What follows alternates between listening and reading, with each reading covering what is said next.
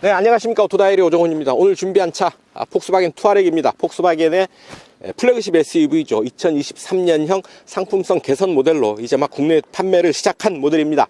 위풍당당한 덩치, 그 덩치에서 오는 아우라가 상당하죠. 앞뒤로 20인치 타이어를 적용을 하고 있고요. 당연히 사륜구동 적용하고 있고, 뒷바퀴가 조향에 개입하는 사륜 조향 시스템 적용하고 있습니다. 또 하나 에어 서스펜션이 적용되어 있는데요. 모두 5단계로 차체의 높이를 조절해 줍니다. 그래서 짐을 실을 때는 더 낮춰주고, 오프로드에서는 2단계로 최대 70mm까지 차체의 높이를 조절해 줘서 어떤 상황, 어떤 도로에서도 최적의 성능을 발휘할 수 있는 전천후 SUV다 라고 이 차를 말씀을 드리면 어떨까 싶습니다. 파워트레인 V6 3.0 TDI 디젤 엔진 적용하고 있습니다. 최고 출력 286마력의 힘을 내고요. 그 힘 8단 자동 변속기가 조율을 하게 됩니다. 트윈 도칭 시스템 적용하고 있죠. 2번 배기가스를 처리하는 SCR, 그러니까 선택적 환원 촉매 시스템이 2개 들어가 있는 그런 시스템을 적용을 하고 있어서 질소산화물을 최대 80%까지 줄여준다고 하는데요. 유로6 기준에 부합하는 디젤 엔진이다 라고 한다면 배기가스 걱정은 크게 하지 않아도 좋을 듯 합니다. 폭스바겐에서는 유로7까지도 충분히 대응할 수 있는 그런 기술을 갖추고 있다 라고 얘기를 하고 있으니까요. 실내에 들어서면 아주 시원하게 펼쳐지는 모니터를 통해서 아주 다양한 정보를 실시간으로 파악을 할 수가 있을 테고요. 무엇보다도 넓은 실내 공간 그 자체가 주는 고급스러움도 충분히 만끽할 수 있지 않을까 하는 생각 해봅니다. 프리미엄 프레스티지 R라인 모두 3개 트림으로 판매가 되는데요. 판매 가격은 8,830만원에서부터 1억 300만원 구간에서 책정이 되어 있습니다. 경쟁 모델들에 비추어 본다면 상당히 합리적이고 경쟁력 있는 가격이 아닐까 싶은데요. 1억 원을 훌쩍 넘기는 경쟁 모델들에 비해서 좀 더 합리적으로 누릴 수 있는 플래그십 SUV가 아닐까 하는 생각 해봅니다. 여러분들 생각은 어떠신지요? 자, 그 값어치, 그 가격만큼의 역할 제대로 할지요? 직접 시승을 통해서 그 느낌 여러분들과 공유해 볼까 합니다. 좋아요, 구독하기 잊지 마시고요. 오늘도 저와 함께 하시죠. 출발합니다. 네, 인테리어 살펴보시겠습니다. 실내에 들어오면 아주 시원한 화면이 펼쳐집니다. 제가 노안이 좀 있어서 이 작은 글씨를 볼 때 스트레스를 좀 받는데 큼직큼직한 글씨를 보면서 속이 다 시원합니다. 대시보드 하단부를 이런 나무로 장식하고 있죠. 이런 나무와 가죽 그리고 이런 금속 재질들이 어우러져서 실내 분위기를 아주 고급스럽게 완성시키고 있습니다. 스티어링 휠 먼저 보시죠. 자, 하나, 둘, 2.3회전 정도 합니다. 거의 4.8m를 넘는 차체 길이를 2.3회전 하는 조향비로 커버를 한다라는 것, 날카로운 조향을 기대할 수 있게 하는 부분인데요. 특히 이 차 뒷바퀴가 조향에 개입하는 포일 스티어링 기능도 적용하고 있습니다. 저속일 때는 역방향, 고속일 때는 같은 방향으로 뒷타이어가 조향에 개입을 하면서 좀 더 빠르고 정확한 조향, 민첩한 조향 완성시켜주는 그런 부분들이죠. 자, 스티어링 휠 아래에는 패들 시프트 들어와 있죠. 오른쪽은 시프트 업, 왼쪽은 시프트 다운.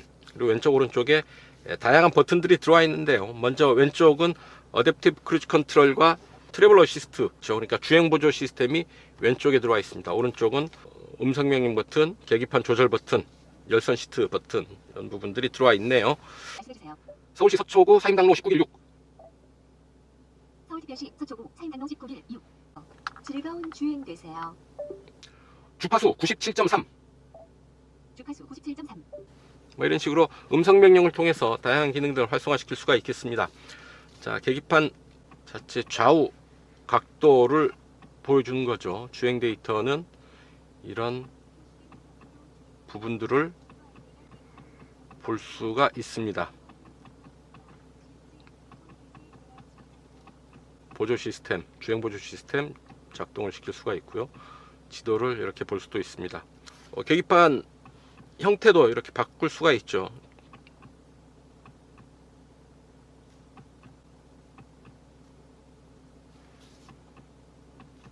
자, 15인치 대화면으로 구성된 프리미엄 인포테인먼트 시스템 한번 보시죠. 자, 손가락이 가까이 가면 이렇게 반응을 합니다. 인터랙티브 반응을 해서요. 이런 상태에서 뭐를 누르지? 눈으로만 메뉴를 찾아서는 원하는 메뉴를 찾을 수가 없습니다. 손가락을 가까이 가해서 모니터를 활성화시키면 다양한 메뉴 버튼들이 드러나거든요. 일단 홈화면 가봅니다. 홈화면에 메뉴 버튼, 라디오, 전화, 미디어, 차량, 내비게이션, 음향, 이미지 설정, 앱 커넥트. 앱 커넥트는 USB를 통해 장치를 연결하세요. 안드로이드 오토, 애플 카플레이, 미러링크 이런 부분들을 여기에 있는 C타입 USB 포트를 통해서 유선으로 연결하는 방식입니다. 운전자 보조 시스템, 어댑티브 크루즈 컨트롤, 프론트 어시스트, 레인 어시스트, 사이드 어시스트, 어텐션 어시스트, 프로액티브 패신저 프로텍션 기능 들어와 있습니다. 주차면 정렬, 앰비언트 조명 장치, 실내 등 조명을 조절을 할 수가 있겠습니다. 계기판, 올라오는 정보들 이렇게 볼 수가 있고요. 이 부분에도 오른쪽에 올라오는 부분들 보여주는 거죠. 이렇게 올라오는 정보들을 또 설정해서 볼 수가 있습니다. 헤드업 디스플레이, 지금 전방에 헤드업 디스플레이 올라와 있죠. 위치, 밝기, 색상까지 조절할 수가 있고, 어댑티브 크루즈 컨트롤, 경로 안내, 레인 어시스트 이런 부분들을 선택해서 헤드업 디스플레이 올려서 볼 수가 있습니다. 다 모든 정보 보는 게 낫겠죠.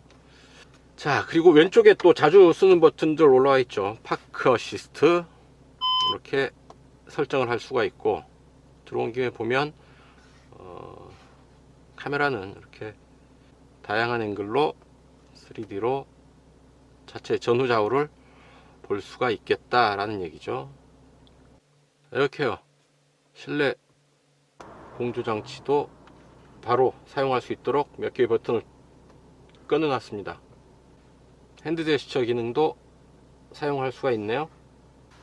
화면 줌 기능도 쓸 수가 있게 되어 있습니다. 이렇게 화면 줌 기능 사용을 할 수가 있습니다. 아래 보면 공조 버튼들 이용할 수 있게 되어 있죠. 이렇게 공조 버튼 이용할 수 있고, 왼쪽으로는 통풍 시트, 열선 시트 같이 사용할 수가 있어요.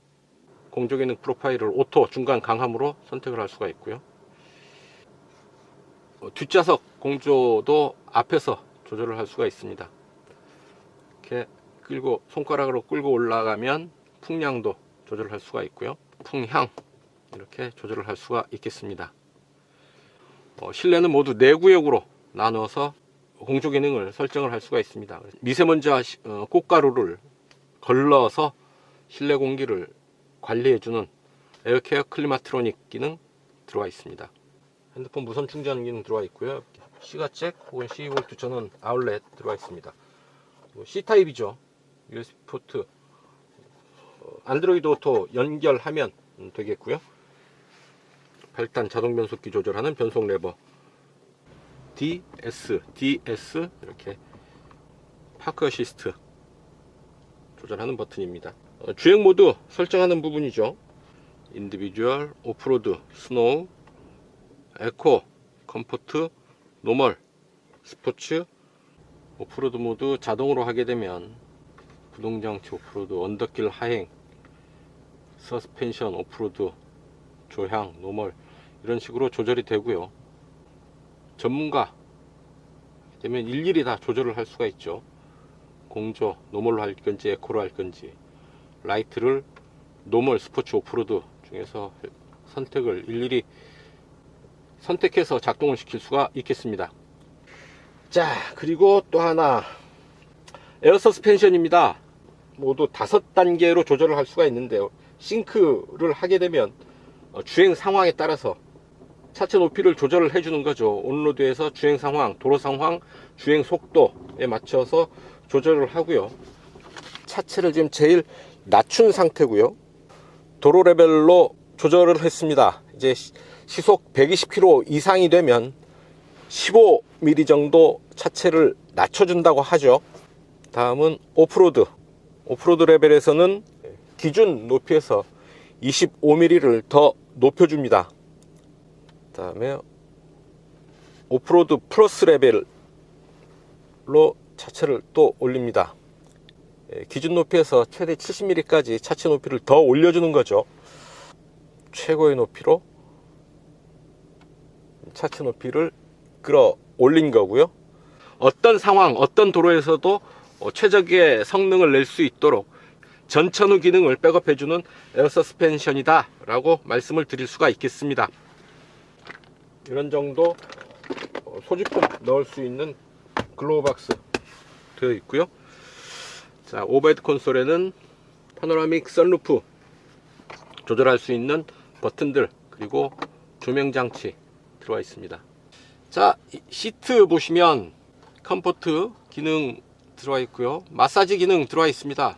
등 웨이브, 허리 웨이브, 어깨 웨이브. 어우, 맞네요. 등 돌리기, 등 문지르기, 등 두드리기, 완화 모드, 활력 모드.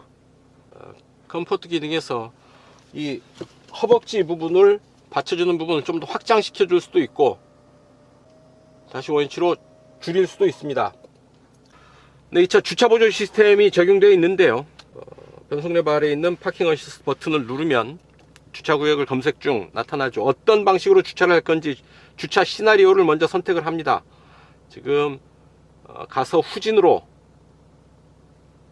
파킹을 하는 방식으로 주차를 하겠다 하죠. 이제 전진 가는 동안 오른쪽에 주차 구역을 찾았습니다. 그럼 브레이크를 밟고 버튼을 누른 상태로 유지 또는 원격 주차를 선택하라. 먼저 이 상태에서 브레이크를 밟고 버튼을 누릅니다. 그러면 이제 브레이크에서 발을 떼면 차가 조향을 하면서 주차를 하죠.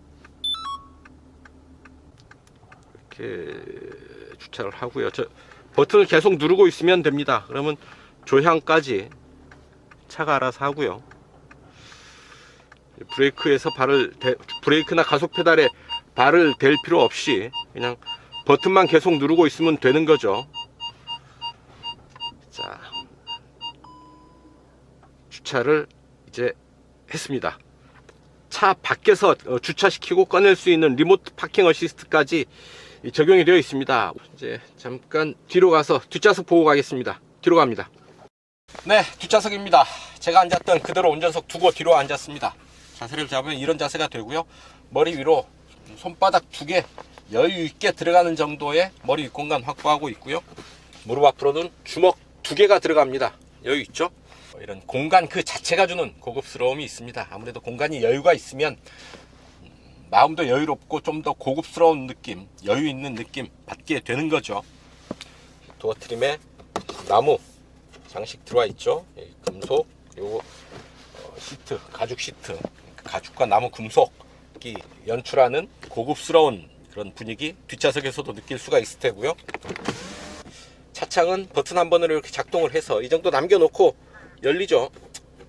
센터 터널, 제 손바닥에 약 4분의 3 정도 높이로 센터 터널 높이 솟아 있고요. 워낙 공간 자체가 넓기 때문에 이 센터 터널이 뒷좌석의 공간감을 저해하지는 않고요. 앞좌석 센터 콘솔 뒤로 뒷좌석을 위한 송풍구, 그리고 그 아래 좌우 온도를 구분해서 설정을 할 수가 있고요. 또한 3단계로 조절할 수 있는 열선 시트 버튼 각각 적용되어 있습니다. 뒷좌석 공조장치 아래 이렇게 수납식으로 2개의 C타입 USB 포트, 그리고 12V 전원구 배치되어 있습니다. 가운데 시트를 이렇게 재볼 수가 있습니다. 그러면 스키 같은 긴 물건들 수납이 가능할 테고요.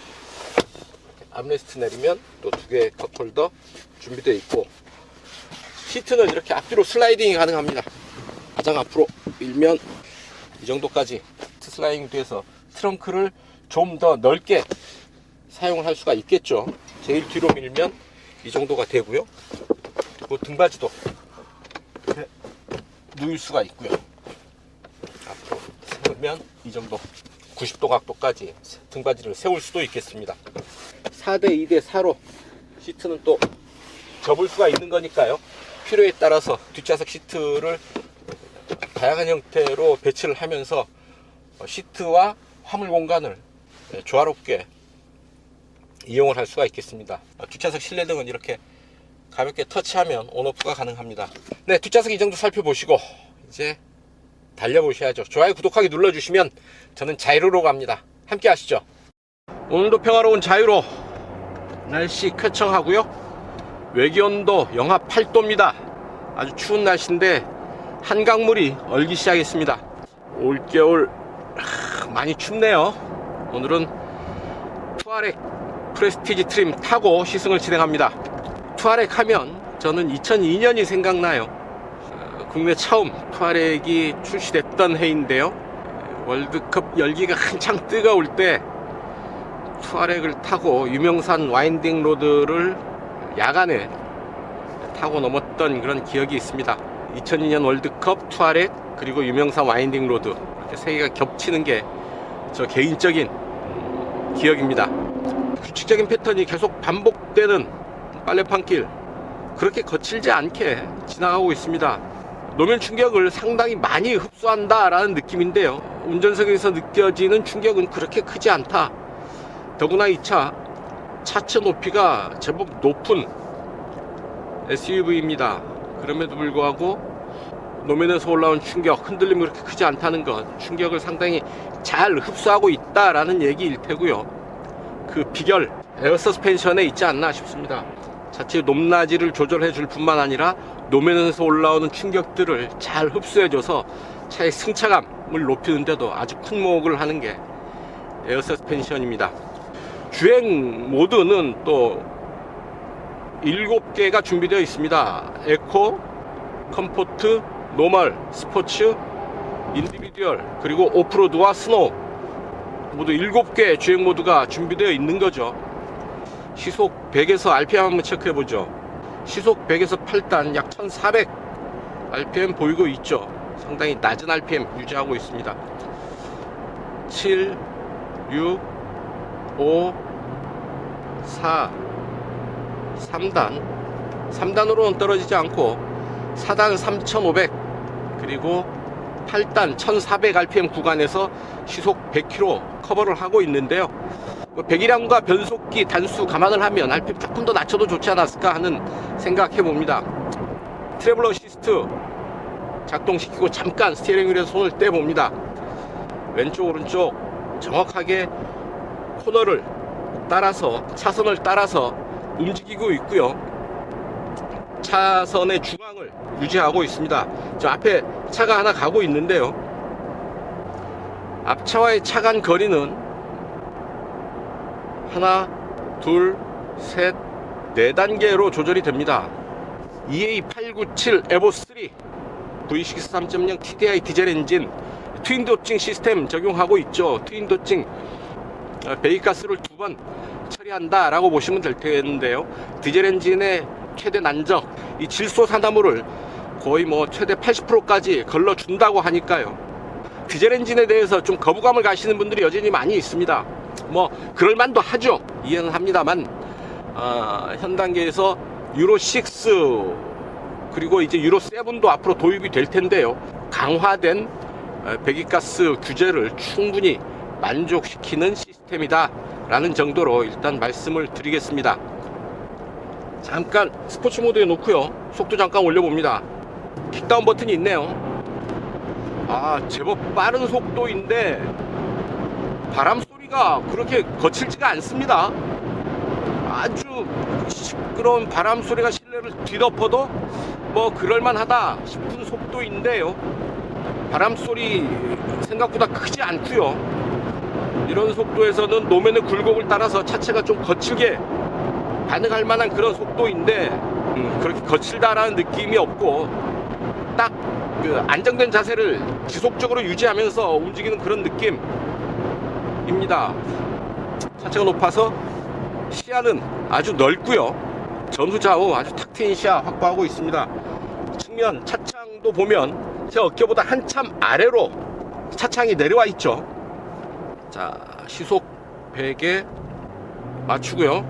앞뒤로 차는 없고요. 제동 들어갑니다. 하나, 둘, 셋.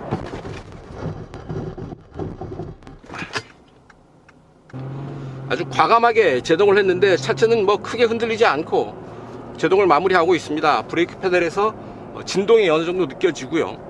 비상등 작동을 했죠. 안전띠는 따로 되감아주는 그런 기능을 하지 않네요. 강한 제동 아주 편안하게 받아준다 싶고요. 285 4월 20 사이즈의 타이어 적용하고 있죠. 에어 서스펜션, 사륜구동 시스템 등으로 무장을 하고 있습니다. 차체가 조금 높다는 점만 빼고는 상당히 우수한 코너링 기대할 수 있는 그런 조건들 갖추고 있는데요. 자, 쭉 가속을 하고 제동, 턴. 자, 차체가 살짝 기우는 느낌은 있는데 정확하게 코너를 짚고 나가는 네 바퀴 그립이 정확하게 느껴지기 때문에 불안한 마음은 1도 없습니다. 이 큰 덩치로 저런 타이트한 코너를 재밌게 돌아나갈 수 있다는 것 또한 이 차를 타는 즐거움이 되지 않을까 싶습니다. 아주 안정감 있는 주행의 느낌 받게 됩니다. 차체의 중량감이 느껴지는 묵직한 승차감 느껴지고요. 주행의 질감도 아주 우수합니다. 에어 서스펜션이 차체 높이를 조절하는 데 더해서 노면 충격을 아주 훌륭하게 잘 흡수해주고 있습니다. 여기에 사륜구동 시스템 있죠. 사륜 조향 시스템까지 있습니다. 플래그십 SUV답게 필요한 모든 기능들이 높은 수준으로 세팅되어 있어서 차의 완성도를 전체적으로 끌어올려주고 있다라는 얘기고요. 하지만 또 넘치지 않죠. 아주 이거 너무 심하다, 과잉이다 이런 느낌이 없이 절제된 그런 느낌도 함께 주는데요. 폭스바겐의 프리미엄은 이런 것이라고 얘기를 해주는 것 같습니다. 아주 과하지 않지만 필요한 모든 것들을 갖춘 플래그십 SUV다 라는 얘기죠. 그래서 판매 가격 얼마냐? 모두 3개 트림이 있는데요. 프리미엄과 프레스티지, 알라인이 있습니다. 자, 프리미엄 8,830만 2천원, 프레스티지 9,782만 7천원, 그리고 알라인이 있죠. 최고급 트림 알라인은 1억 284만 7천원 이렇게 가격이 정해져 있습니다. 1억을 훌쩍 뛰어넘는 가격을 책정해 놓고 있는 경쟁 모델들과 비교해 봤을 때 가격 경쟁력도 충분하겠다 싶습니다.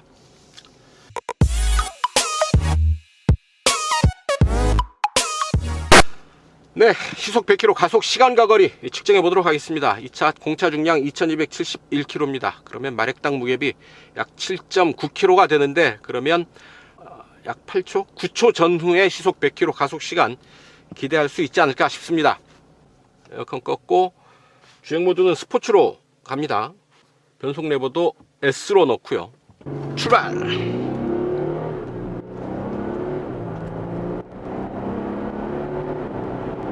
가속 초반서부터 그렇게 느리지 않게 꾸준히 힘을 모아서 가속을 이어가고 있고요. 변속이 4단까지 변속이 되네요. 하지만 전체적인 가속의 느낌, 무겁지 않게 가볍게 빠르게 덩치에 어울리지 않는 그런 빠른 가속감 보여주고 있습니다. 이렇게 트윈 도칭 시스템을 적용한다는 것, 마스크 한 서너 장 끼고 달리기 하는 것과 같은 상황이라고 볼 수가 있는데요. 그럼에도 불구하고 빠른 시간에 짧은 거리에서 시속 100km 주파하고 있는 것 확인할 수가 있겠습니다.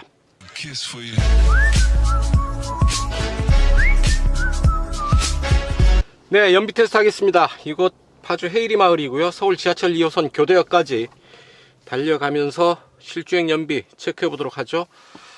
주행 모드 에코에 트림미터 세팅 다시 했고요. 출발합니다. 이 차 공인복합 연비 리터당 10.8km로 인증을 받았고요. 디젤 엔진의 효율, 가솔린 엔진보다는 훨씬 더 연비가 좋죠.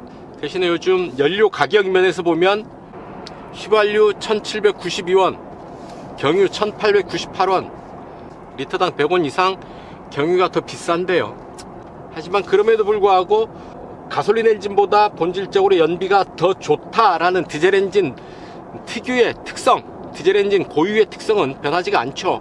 네, 자유로 따라서 행주역의 북단까지 달려왔습니다. 27분 동안 28km 달려왔네요. 평균 연료 소비량 리터당 16.8km 기록하고 있습니다. 연비 잘 나왔죠. 디젤 엔진의 특성을 잘 보여주는 연비입니다. 네, 오늘 힘믹대로 따라왔고요. 이수교차로로 빠져나가는 지점입니다. 이곳까지 달려온 연비 리터당 16.3 기록하고 있습니다. 네, 이제 교대역 내거리에 도착을 해서 멈추지 못하고 신호가 바로 열렸습니다. 그럼 신호 받아서 통과하도록 하고요.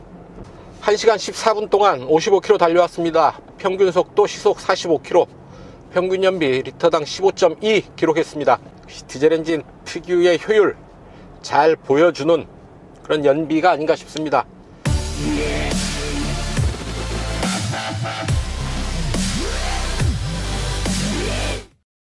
네, 단도직입입니다. 폭스바겐 투아렉 타면서 느꼈던 사소한 불편함, 아쉬움 몇 가지 말씀을 드릴 텐데요. 먼저 안드로이드 오토, 애플 카플레이 연결을 유선으로 해야 됩니다. 요즘 뭐 무선 연결하는 차들이 많은데요. 투아렉은 유선으로 연결하게 되어 있네요. 이 부분 좀 아쉽습니다. 무선으로 연결하면 아무래도 선이 주는 번거로움에서 좀 해방될 수가 있을 텐데요. 인포테인먼트 시스템이 훌륭해서 굳이 안드로이드 오토나 애플 카플레이 연결하지 않아도 충분히 엔터테인먼트 시스템 이용을 할 수가 있겠습니다만, 그래도 뭐 스마트폰과 연결해서 사용하고 싶다라고 하시는 분들은 C2C USB 연결선 준비를 하셔야 되겠습니다. 또 하나, 이 두 모니터 사이의 이 연결 부분입니다. 12.3인치 계기판 그리고 15인치 인포테인먼트 시스템 모니터 사이에 두 개의 모니터를 이어 붙인 건데요. 이 연결 부위가 너무 선명하게 드러나 있습니다. 뭐 그래도 1억 원 호가하는 플래그십 SUV라고 한다면 이런 부분, 이 연결 부위가 드러나지 않게 깔끔하게 좀 마감해 주는 것이 필요하지 않을까 싶습니다. 그래도 플래그십이니까요.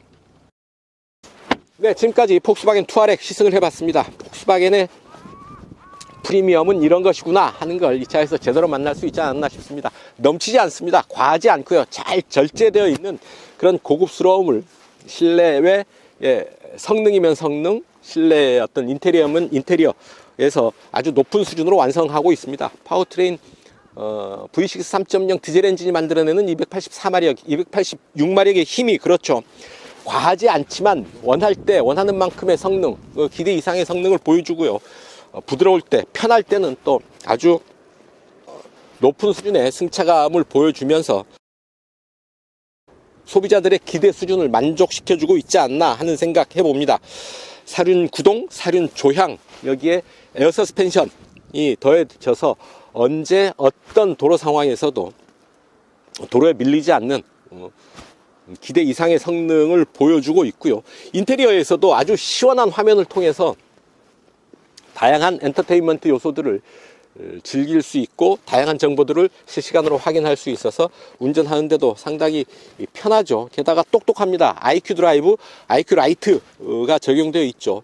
시속 250km까지 커버하는 트래블 어시스트 기능은 운전자의 빈틈을 아주 잘 메워주고 있습니다. 그래서 정해진 속도 이내에서 앞차와의 차간거리, 차선의 중앙 정확하게 지키면서 운전을 하고 있어서 자율주행 레벨 2 수준에서는 최고 수준의 어떤 그 주행보조 시스템을 완성하고 있다라는 것 확인할 수가 있었고요. R라인을 제외하면 1억 원을 넘기지 않죠. 1억 원을 훌쩍 넘기는 가격을 책정하고 있는 경쟁 모델들에 비한다면 합리적으로 누릴 수 있는 프리미엄 SUV가 아닌가 하는 생각 해봅니다.